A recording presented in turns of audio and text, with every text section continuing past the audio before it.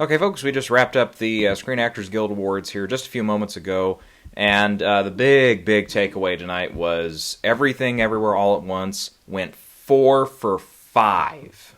Okay, yeah. Yeah, they love this movie, and yeah, it's seemingly every day we get further away from BAFTA, it just feels like, okay, they were just kind of maybe out of step with the rest of the industry awards on this movie here, because yeah, Michelle Yeoh wins, even Jamie Lee Curtis won tonight. I mean, that's how much they love this movie. Now, the big question I think going forward when we get especially to the acting categories here, how many of these are going to carry over? Is Michelle really going to top Cate Blanchett, who's won basically everything else this year? Are we really going to see Jamie Lee Curtis upset Angela Bassett again at the Oscars? I guess we can start with that one, because that was one where, God, they were almost an hour into the show, and they had done like no film awards. They'd done a couple introductions for a couple of the films, like Ensemble, but they hadn't given out any film awards. It had been all television up to that point. And then finally they got to a film award, and the first one was Jamie Lee Curtis. And I was like, oh, okay. We're heading for this then, okay. And, yeah, I just don't know. It's been weird because we've been making the argument here in the last couple weeks, or I guess the last week since Austin Butler started getting traction again there in Best Actor, which, you know, him losing again tonight we'll get to. But, yeah, wow. That kind of made me say, okay, maybe we were making that argument in the wrong category. What if it's been, you know, now we're going to discover, what if Jamie Lee Curtis is going to have the upper edge now in supporting actress because Angela Bassett's film is not up for Best Picture? And actually, when we look at that a little closer here, just to, you know, remind ourselves of the nominees, if I'm looking at that correctly, just until I can bring up the list here, Angela is... and Hong Chow. Okay, I was going to say she's the only one that's not in a Best Picture, but no, Hong Chow is also not in a Best Picture nominee in The Whale. But that's weird. I didn't even think about that. I know some people early on, after she started getting, you know, nominated at the Globes and stuff, they're like, well, will her Hollywood royalty, you know, being born of Tony Curtis and of Janet Leigh, is that going to carry over and stuff? And, you know, I don't know. Personally, I don't know if that's everything. I don't know if that's part of the reason that she won or not. I mean, she's had, you know, a long enough career and stuff outside of just being, you know, born of Hollywood royalty and everything. I don't think that was what, you know, pushed her over the edge. I don't know. And tonight, it might just be the popularity of the film. And maybe when we get to the Oscars here 2 weeks from today, maybe Jamie Lee doesn't go up there. Maybe it is Angela Bassett. I don't know. I really got to think about that one now. For the other winners on the film, Ke Kwan, of course, he came back and won.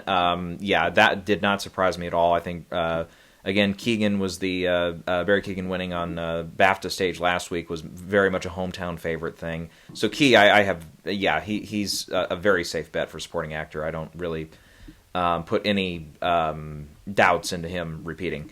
Michelle, though, in Best Actress, I just don't know if I have the guts to say that she's also going to carry over, because I don't think she will. I think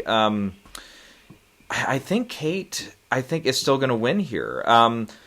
We brought up here the other day, because she already had, 4 wins from SAG, or was it 3? I think it was 3. We counted up 3, that's right. It was Aviator, part of the cast of Return of the King, and also for Blue Jasmine, versus Michelle's 0, and I guess now after tonight she has 2. So, yeah, so I think maybe that was part of it too, and I'm, you know, I don't know, I don't mean to be too stubborn in my ways with, you know, sticking with the ones that I have, you know, picked out at the Oscars still, like Angela Bassett and like Brendan Fraser still, actually. I only switched him here at SAG today, and it turned out not to pay off.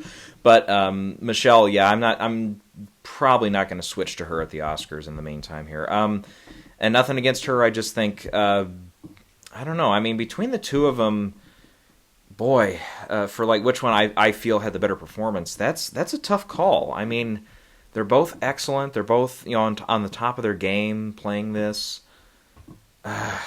Perfect world, it would be a tie. But I don't know. I guess I don't really have a personal dog in this fight for who I personally would have picked out to win here between the two.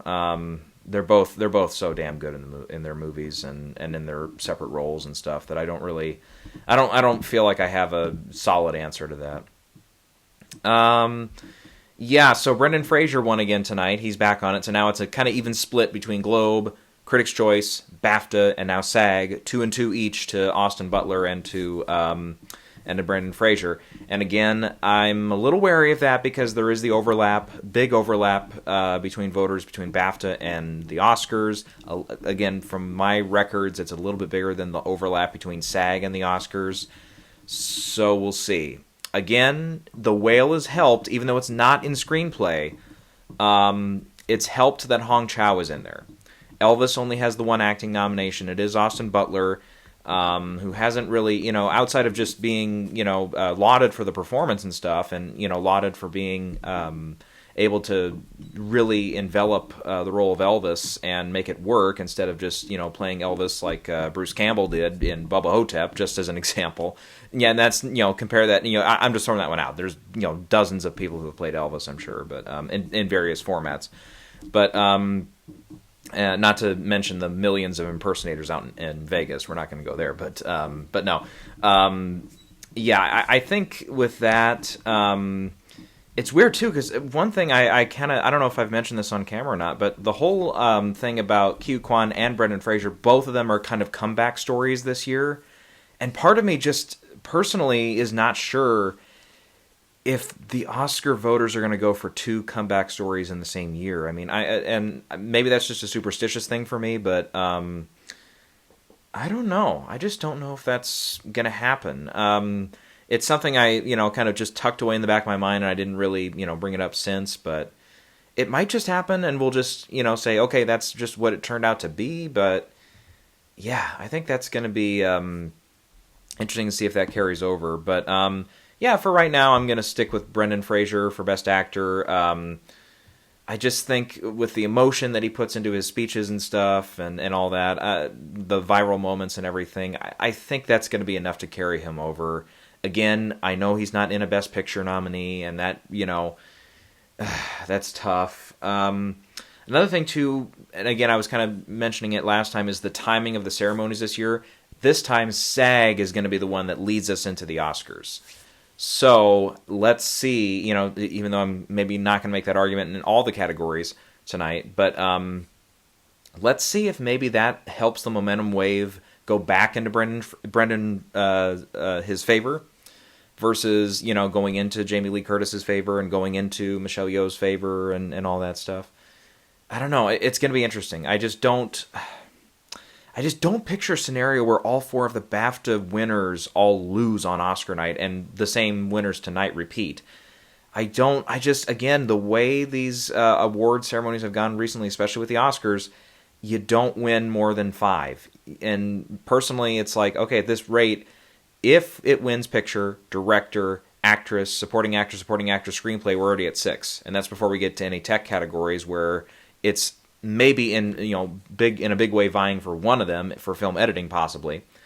Outside of that, I don't see it as a huge threat. I don't see it as a huge threat for costume design, either of the music categories. So yeah, its best bet, of course, is going to be in film editing. But again, I'm very wary of Top Gun there. I think Top Gun is the more obvious pick there, so that's probably the one they go with.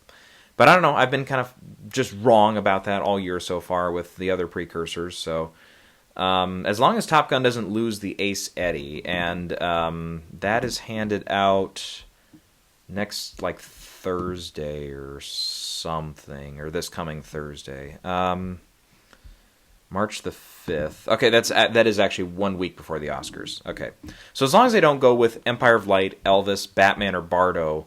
Oh, hang on, I picked up the wrong one. That's the Cinematographer's Guild. I was like, hang on a minute. I was like, that was the wrong one. Okay, I could have sworn I clicked on Ace Eddie, but I got the Cinematographer's Guild. No, here it is. Okay, so as long as it's not Elvis, All Quiet on the Western Front, Tar, or Woman King, as long as it's not one of those four, I'm going to stick with Top Gun in that category. If it's not one of those four, or if it is one of those four rather, and Top Gun loses for dramatic editing, and yeah, then at that rate, I'm like, okay, yeah, I got to admit defeat at that point and say it's Everything Everywhere All at Once. Which again, I got to look back here again because I want to say Hurt Locker took 6. Let me see if that's correct. Yeah, they took 6. So if Everything Everywhere does win the 6, or maybe 7 if it picks up editing, then it would be the most wins since Slumdog Millionaire, which took 8. 8 out of... they had, 10 nominations, I believe? Hold on. They had 10, yep. Nice, okay. I nailed that one, but I don't know why I didn't nail some of the other ones. Anywho, yeah, so, by the way, Top Gun did also win for Stunt Ensemble over Black Panther, so, I don't know. I just can't get that fucking category right, so, again, don't listen to me on that one. Yeah, so I guess, I don't know, I don't really feel like I've got way too much to add there. Obviously, Ensemble went to Everything Everywhere All at Once, which, that, with the PGA win last night, I mean, it's almost I don't want to say sure bet, but it's, there's no, again, like we saw with the Year of Nomadland, it's like nobody has risen to the challenge to beat them. The only exception I think some people will go to is All Quiet on the Western Front, which again, when we get to the Oscars, like Coda last year, was missing director and editing. And again, the only place outside of a few minor appearances here at the Guilds, here and there, the only other place that All Quiet on the Western Front did very well was BAFTA. And it showed up and it won a bunch of stuff over there. That's true. But I don't think that's enough evidence for me to say, okay, it's All Quiet on the Western Front for picture, and then Everything Everywhere All at Once, even though it's doing extraordinarily well at the rest of these guilds, falls short for Best Picture, and wins a bunch of others. I just don't see it. No, I just don't see it. Yep, so yeah, in the meantime, I do have a little bit of thinking to do with Best Actress. But I don't think I'm going to be tempted enough to switch to Michelle for Best Actress. I think, I don't know. I mean, I up until tonight, it's like the whole argument of Cate Blanchett going for 3 versus everyone else not having any so far to their name. That didn't hurt at BAFTA. It didn't hurt at the Globes. It didn't hurt at Critics' Choice. So I don't know. I haven't heard, I really have not heard much chatter about that, about, how it's unfair for Kate to win her third before anyone else wins their first. I haven't heard that argument at all. Yeah. And yeah, whoever wins when we get to supporting actor and supporting actress, both of them are going to be a first-time winner. So, that doesn't really, mean as much there, I guess. And all 5 of the Best Actor nominees, I think we've brought this up already, but all 5 of them are first-time nominees this year. So we know, whoever wins that one, of course, that's their first. But, yeah. I'm kind of reminded of that just because there was the one year, I think it was the 2012 year, where all the guys in supporting actor had all been previous Oscar winners. Because it was Christoph Waltz who won, and then it was De Niro, Tommy Lee Jones, Philip Seymour Hoffman, and Alan Arkin. So it was like, yeah... Kind of weird, and that I don't think that has happened since. No, nothing that's immediately coming to my brain at least. But no. Yep. So I guess I guess the big question mark we're going to leave as we get into the Oscars here: how much of this carryover from SAG is going to carry over? How much love for Michelle Yeoh and for Jamie Lee Curtis is actually going to turn over to wins? We'll see. We'll see. I don't know. Maybe I can split the difference here and take one of them, Jamie Lee or Michelle, to the Oscars too. But I just don't know. I guess in the moment I can say, Jamie Lee Curtis has, it's a kind of a lifetime achievement award, and again coming from Hollywood royalty, being in a Best Picture nominee in the category, even though I guess technically again two of her other nominees in the category are also in Best Picture nominees. So she's not the only one or anything.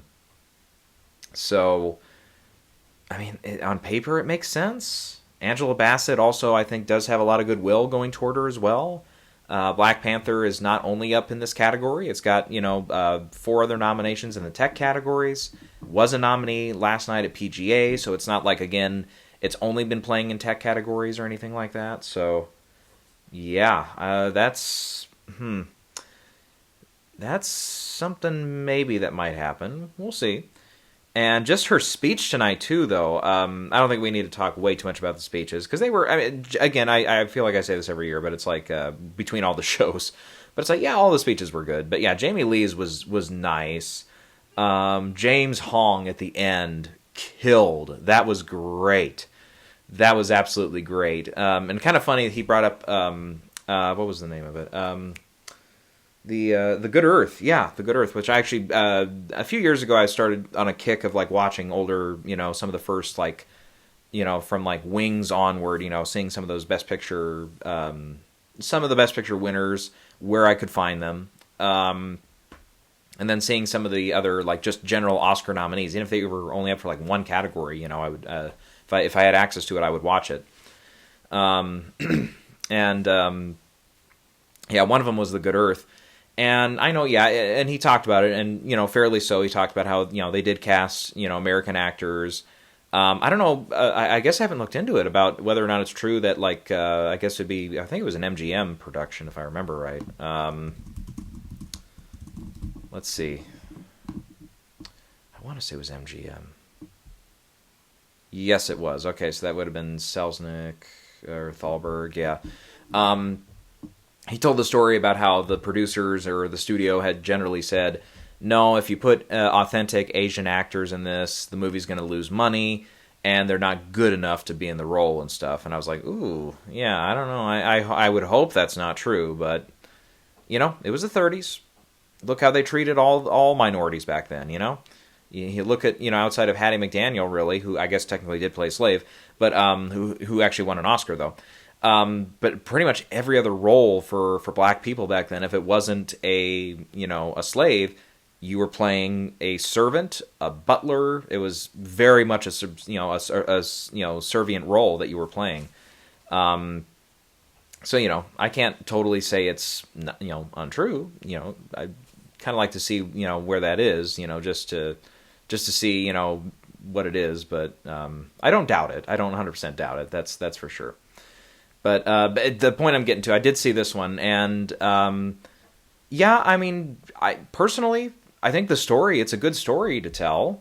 I don't think, from what I remember, they didn't just outright badmouth people from China or anything, but it was, it was a good, family, like, farming story, raising a family and farming and, getting out of whatever troubles there were. I can't remember if it was like, I think it was all like harvest problems, like the land wasn't cooperating, or there'd be floods, tycoon, whatever the hell it was. But yeah, it's like that general story I thought was a good story, and I believe it's based on a book as well, but like a lot of films back then.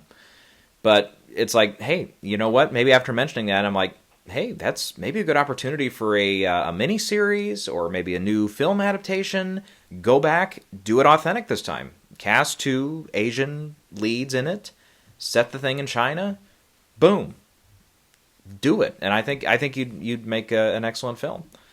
But anyways, yeah, it's just I don't know, and it was that nod to old Hollywood was something I was kind of not expecting too. But yeah, just the way he was talking about, yeah, they would tape their eyes down or however he did. And now look at us. That line killed. That line was absolutely great. I'm like, yeah. I'm like, that's awesome. That's awesome. Absolutely awesome.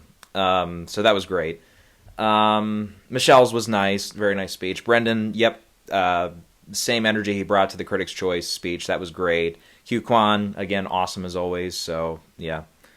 Otherwise, yeah, the TV ones were all nice, too. The ones that I sat through and everything. Well, I shouldn't say that. I sat through all of them, but yeah, just sitting through because I don't follow television extremely well, so I don't know all the particular shows or the roles that these people are playing and all that stuff. I don't know enough about them to totally get behind them and be totally excited for such and such, and really happy for somebody because I know the particular scenes they're showing and all that. anyways, but yeah, and I think this was a good experiment to do this just over a YouTube channel. Just I think it was through Netflix this year. It's kind of good because you could, you have the choice not to censor it if you don't want to. At least the version I saw, they had a couple. It sounded like there were a couple censored moments early in the show, but then they let it go, and then whatever they wanted to say, they could say. So it's like, I don't know, that's kind of an interesting experiment.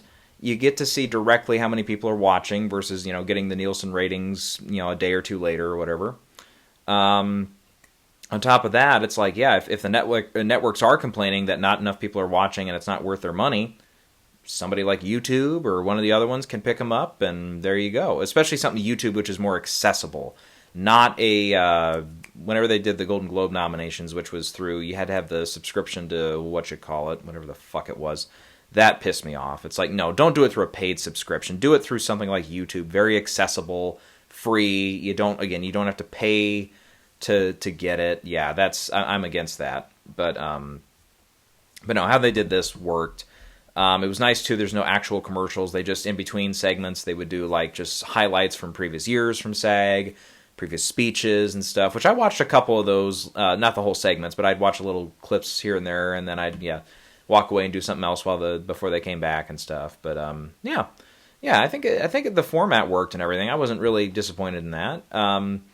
Generally, presenters were good. Some of the banter was, that scripted bullshit, which I don't like. I'd always like them to, do more, authentic stuff or whatever. One of the early ones where it was, I think they said her name, Jenna or Jenny Ortega, whatever her, the Wednesday show, her and Aubrey Plaza, they're pairing together because they're both kind of, I guess, playing characters that are like, the more moody characters and stuff. That was a good pairing, and they showed up to it, and I don't know if that was, I'm sure it was, it wasn't just something they came up with backstage. I'm sure it was, planned that way. But that one worked. So it can work. You just got to get it in the right format. So that one I liked. I don't know. Otherwise, seeing Sally Field get that Lifetime Achievement Award was nice. And just running through her filmography again, you're just like, man, that's one of those actresses that you think about, and it's like, man, she always does great work. Even if the role she's given is not spectacular, she gives it all. And, you named off the films, you saw the clips, you're like, yep, great. Yeah, so, I really didn't have any complaints with that either. Just generally, terrible night for predicting on my part, just like the BAFTA Awards last week, so I'm doing really bad at that.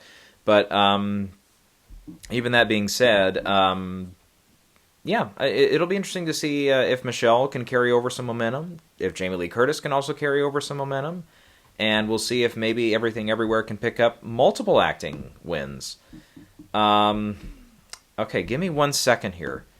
I'm going to see if I can find our last Best Picture winner to have multiple acting wins. Hold on. Let me bring up the list of Best Pictures, and then I can get that to you a little easier. Because I don't think, off the top of my head, I don't think it's happened in a little while.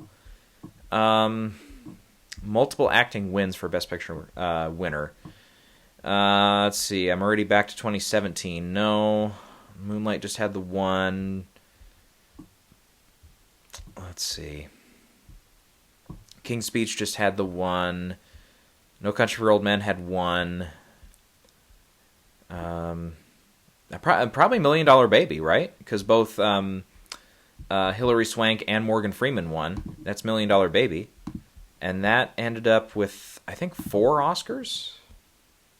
Yeah, just 4. One for those two, director and picture. Yeah. So, and it was only up for the one tech category, though, for film editing. So, yeah. I don't know. What does that spell for Everything Everywhere All at Once if they pick up 2 winners? Whether it is Michelle and Key, or if it's going to be Jamie Lee and Key, or if somehow it's only Jamie Lee and Michelle, which doesn't make sense to me, but whatever. Otherwise, if we look back to films that had 3 acting winners rather, you got to go further back. Well, just generally speaking, films that get 3 acting wins, that's tough. I mean, we've only seen what Streetcar Named Desire and Network, and I feel like I'm missing one. Hold on. Boy, give me a second. I think there's one more I'm missing off that list. It's back into the 70s now, yeah. I feel like I'm missing one. I was going to say Gone with the Wind, but no, Gone with the Wind only had the 2. Kramer vs. Kramer only had 2. Both the Godfathers took 1 acting win apiece, so that wasn't it. One Flew Over Cuckoo's Nest had 3 nominations, but only won 2. Boy, I feel like there's one I'm missing. It wasn't Who's Afraid of Virginia Woolf, that only had 2. Yeah, I think Streetcar Named Desire and Network are the only ones to win 3 acting races. Yeah, so Network, we're talking 45 years plus now, 46 technically, but man, that's going quite a ways back. Did Mrs. Miniver win? I think that won at least just the one, right? Greer Garson won, and that was it. Or no, Teresa Wright won as well. Okay, so that one had 2, but they lost. They had 5 acting nominations total, which, Everything Everywhere only has 4.